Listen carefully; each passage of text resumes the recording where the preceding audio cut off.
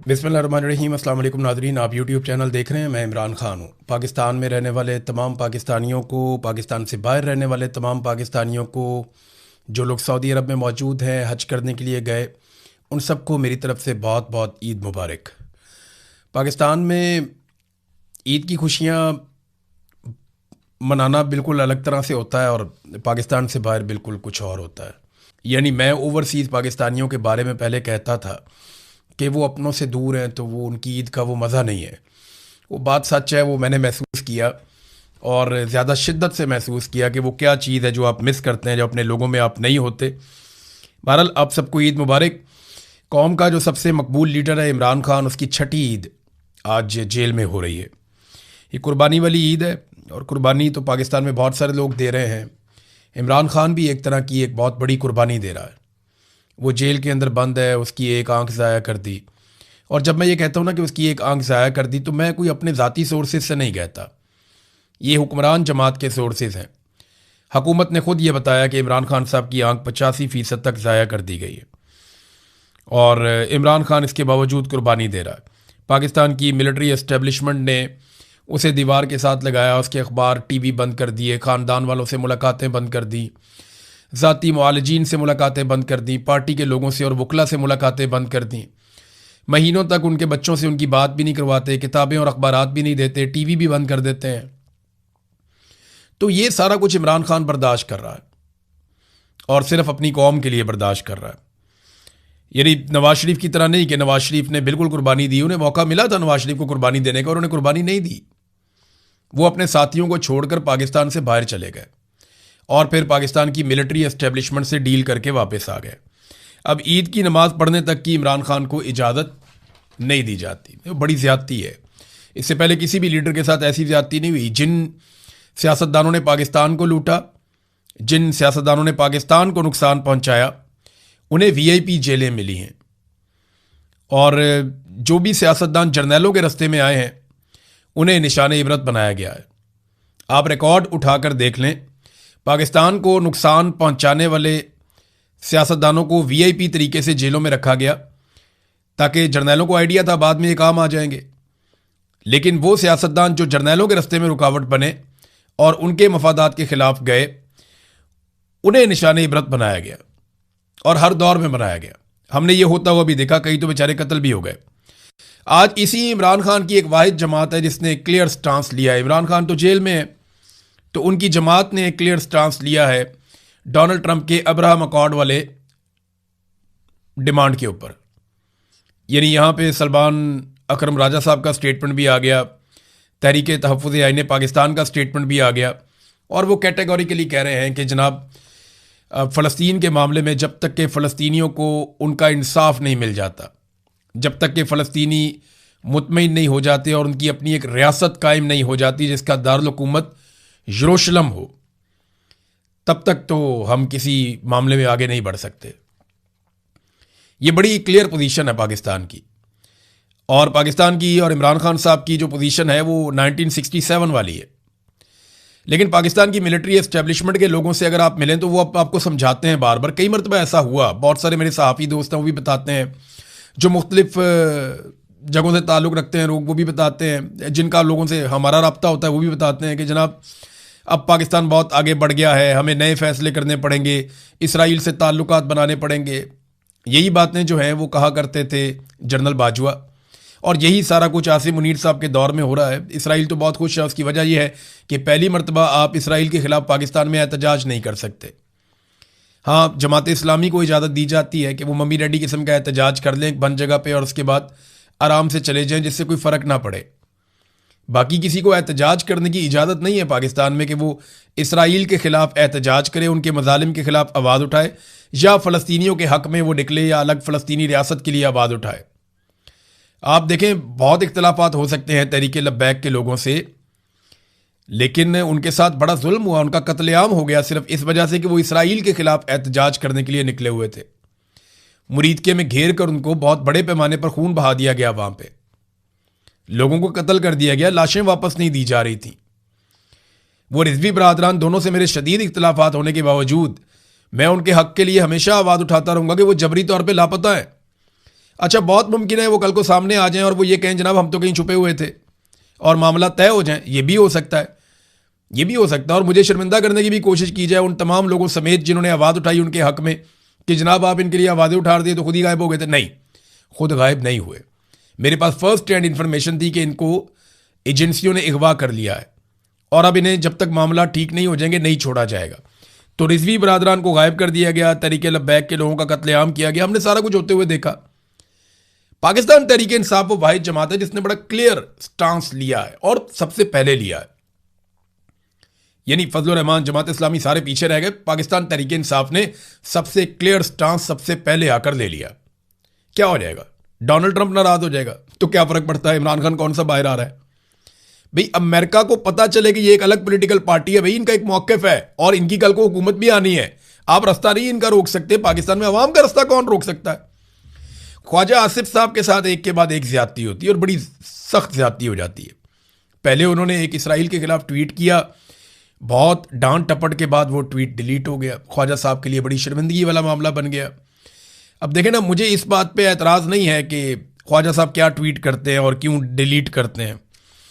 मेरा प्रॉब्लम यह है कि एक वज़ीर दिफा की एक इज़्ज़त होती है, एक मुकाम होता है। ख्वाजा साहब इतनी दफ़ा मेंबर कौमी असम्बली बने हैं, आखिरी 3 मरतबा तो मुतनाज़ ही बने, उनको ज़बरदस्ती बनाया गया। 2013 में भी उनकी सीट मुतनाज़ थी, 2018 में भी मुतनाज़ थी, बल्कि उन्होंने खुद कहा कि मैंने तो जनरल बाजुआ से कह के सीट ली है। और इस मरतबा तो खाना ही ख़राब हो गया। ख्वाजा साहब जो हैं वो उस्मान डार की वालदा से बहुत बुरी तरह रेहाना डार साहिबा से इलेक्शन हारे थे। बहरहाल फिर भी वो MNA बन के बैठ गए। इतनी दफ़ा कोई बंदा MNA रहा हो, मिनिस्टर रहा हो और उसके साथ इस किस्म का सलूक किया जाए या ऐसे ट्वीटें डिलीट हों और इस तरह की चीज़ें हों तो ये बड़ा मायूब होता है। जो चीज़ मुझे पता चली मुझे बहुत दुख हुआ था और मैं सख्त उसकी मजम्मत करता हूँ। नादरीन, यहाँ पे अल जज़ीरा ने एक खबर चलाई ख्वाजा आसिफ के हवाले से। मैंने पिछले वीलॉग में आपको कह दिया था क्योंकि मैंने भी इन्हीं अखबारात को पढ़ा हुआ है। तो अल जज़ीरा ने खबर चलाई थी, ख्वाजा आसिफ का एक स्टेटमेंट चलाया था, अल जज़ीरा इंग्लिश के अकाउंट पे आया था कि we have a clear stance that this is not acceptable to us, कि हमारा बड़ा क्लियर मौक़िफ़ है कि ये हमारे लिए काबिल कबूल नहीं है। Pakistani defence minister Khwaja Asif says that he does not believe that Islamabad should join the Abraham Accord normalising relations with Israel, reports Indian media. वो कहते हैं इंडियन मीडिया ने रिपोर्ट किया है कि इसराइल के साथ ताल्लुकात नॉर्मलाइज करने के हवाले से ख्वाजा आसिफ ने कहा है कि मुझे यकीन है कि पाकिस्तान जो है वो अब्राहम अकॉर्ड का हिस्सा नहीं बनेगा, इसको ज्वाइन नहीं करेगा। ये ख्वाजा आसिफ ने कहा। अच्छा, अब जनाब अल जज़ीरा की तरदीद भी आ गई। अब आप ये देखें ना कि ख्वाजा आसिफ के खाते में इतना प्यारा स्टेटमेंट गया कि हम अब्राहम अकॉर्ड का हिस्सा नहीं बनेंगे। मुझे लगा कि बड़ा गैरतमंदाना स्टेटमेंट दिया वज़ीर दिफा ने, और इस स्टेटमेंट के और इस क्लिप को लेकर बहुत इसको वायरल भी किया गया। ये जो एक स्क्रीनशॉट है, इस स्क्रीनशॉट को बहुत वायरल किया गया, बताया गया दुनिया को, देखें जी स्टांस ले लिया ख्वाजा आसिफ ने। अब अल जज़ीरा इंग्लिश को राब्ता किया गया तो उनको बेचारों को अपनी ये ट्वीट डिलीट करनी पड़ी। अब वो क्या लिखते हैं, a now deleted Al Jazeera English X post mistakenly quoted Pakistan defence minister on the Abraham Accord, there is no record of him having made that statement. वो कह रहे जी हमें ये ट्वीट ख्वाजा आसिफ की हवाले से जो हमने एक लगा दी थी हमें डिलीट करनी पड़ी है अब्राहम अकॉर्ड के बारे में, और इस तरह का कोई रिकॉर्ड नहीं मिला कि उन्होंने कोई ऐसा बयान दिया हो। जिस बयान के ऊपर इतरा रहे थे, चौड़े हो रहे थे, वो बयान ही नहीं है बीच में। तो मेरे ख्याल में पाकिस्तान के वज़ीर आज़म को, पाकिस्तान के वज़ीर ख़ारजा को, नवाज़ शरीफ को, आसिफ अली ज़रदारी को, बिलावल ज़रदारी को, मरीम नवाज़ को, इन सबको बहुत शौक़ है ना स्टेटमेंट्स देने का। तो ये बयान दें ना कि डोनाल्ड ट्रंप ने गलत मुतालबा किया, जैसे पाकिस्तान तहरीक इंसाफ स्टेटमेंट दे रही है। अब ये फ़ैसला कि पाकिस्तान ने क्या ज्वाइन करना और क्या नहीं करना, ये फ़ैसला डोनाल्ड ट्रंप या आसिम मुनीर तो नहीं करेंगे ना। ये फ़ैसला तो पाकिस्तान करेगा, पाकिस्तान के अवाम या उनकी मुंतखब हुकूमत करेगी। अब अवाम की मुंतखब हुकूमत तो है नहीं, तो जो हुकूमत है कम से कम वो आगे बढ़ के स्टेटमेंट दे। लेकिन जो शख्स इस हुकूमत को लेकर आया, उस शख्स की मंशा के बगैर, तो उसकी मर्ज़ी के बगैर तो ये हिलते भी नहीं है, तो स्टेटमेंट कैसे देंगे। डोनाल्ड ट्रंप पे नाज़रीन अमेरिका में बड़ा खौफनाक इल्ज़ाम लगा दिया और वहाँ के एक बड़े शानदार अखबार ने लगा दिया। ये बहुत पुराना अखबार है अमेरिका का, बल्कि सबसे पुराने अखबारात में से एक है, वॉल स्ट्रीट जर्नल। उसने डोनाल्ड ट्रंप के बारे में कुछ लिखा और डोनाल्ड ट्रंप ने उसका बाद में जवाब भी दिया बड़े अजीब तरीके से, लेकिन इसको गद्दारी करार दिया कि डोनाल्ड ट्रंप गद्दारी कर रहा है ईरान के साथ। वो कैसे? वॉल स्ट्रीट जर्नल लिखता है कि ईरान के साथ ट्रंप का जो मुजव्वज़ा मुआहिदा सामने आ रहा है ये गद्दारी के मुतरादिफ है, और ये बहुत बाअसर अमरीकी अखबार है। इसने इसका जो एडिटोरियल है या इदारिया जो लिखते हैं वो लोग, उनकी टीम ने ये इदारिया मुश्तरका तौर पर लिखा और इन्होंने कहा जी ट्रंप इंतज़ामिया का ईरान के साथ जो मुतवक्का मुआहिदा है, इसका जो मंसूबा है ये गद्दारी और फरेब है। इस टीम का जो इदाराती टीम है अखबार की, उसका ये मानना है कि इस बात का ख़तरा मौजूद है कि वाशिंगटन एक मुकम्मल जौहरी मुआहदे पर दस्तखत होने से पहले ही तेहरान पर से दबाव कम कर देगा। वो कह रहे हैं जी इसमें आप दबाव कम कर देंगे ईरान के ऊपर से तो वो जौहरी मुआहदे के ऊपर आप कोई नतीजे पे नहीं पहुंच पाएंगे या वो प्रेशर नहीं डाल पाएंगे। दूसरा वो ये कहते हैं कि अगर आप नाकाबंदी ख़त्म करते हैं और ईरान को माली सहूलतें जैसे उसके असासे बहाल करना ये चीज़ें करते हैं तो फिर आप ईरान के ऊपर दबाव नहीं डाल पाएंगे। ये इक्तसादी इमदाद होगी ईरान की और वो अपनी मईशत को मजबूत कर लेगा, जो कि एक हकीकी गद्दारी होगी। ईरानी अवाम से ज़्यादा अमरीकी मफादात के साथ ये गद्दारी होगी। ये बात अखबार ने बड़ा खुल कर लिखा।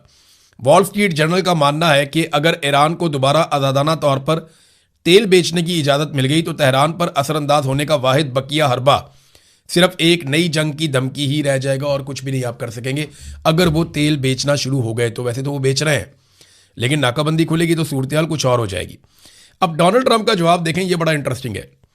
डोनाल्ड ट्रंप कहता है कि अगर ईरान हथियार डाल दे, तस्लीम कर ले कि उनकी बहरिया समंदर की तह में पहुंच चुकी है और फ़िज़ाइया अब मौजूद नहीं रही, और अगर इनकी पूरी फ़ौज तेहरान से बाहर निकल आए, हथियार गिरा दे और हाथ उठाकर कहे कि मैं हथियार डालता हूं, मैं हथियार डालता हूं, ये चिल्लाती हुई सफ़ेद झंडा लहराती फिरे, और अगर इनकी बाकी मानदा क़यादत तमाम ज़रूरी सरेंडर दस्तावेज़ात पर दस्तखत कर दे और अमरीका की अजीम ताकत के सामने शिकस्त तस्लीम कर ले, तो फिर भी New York times, China street journal, यानी वॉल स्ट्रीट जर्नल को वो चाइना स्ट्रीट जर्नल कहते हैं, करप्ट और अब गैर मुअस्सर CNN और दीगर फेक न्यूज़ मीडिया यही सुर्खी लगाएंगे कि ईरान ने अमेरिका पर एक शानदार और फैसलाकुन फतह हासिल कर ली।